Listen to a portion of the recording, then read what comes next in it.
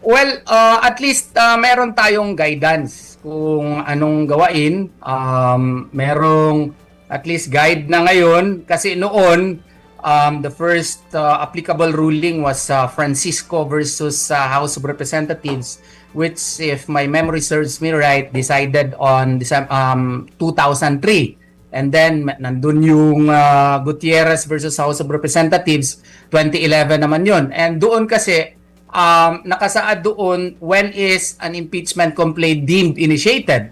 And it was clearly decided in the Gutierrez case that it is deemed decided when it is deemed initiated rather. It is deemed initiated when it is filed in the House of Representatives and transmitted to or referred to the Committee on Justice.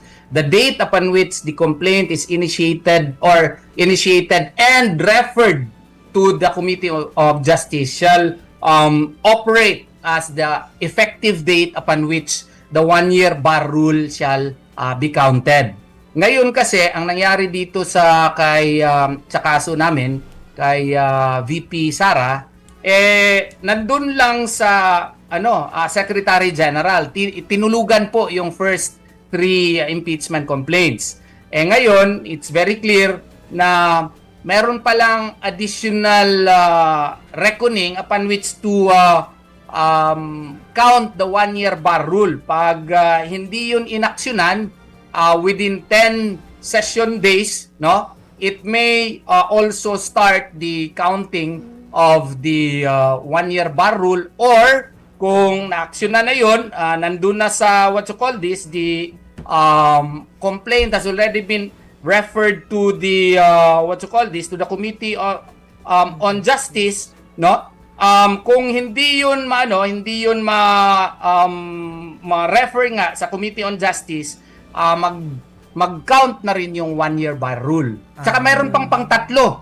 Kailangan na no articles of impeachment are transmitted to the Senate before the House of Representatives adjourns sine die. So, meaning na yung initiation of an impeachment complaint must occur during the term of Congress. Parang yung balag ruling,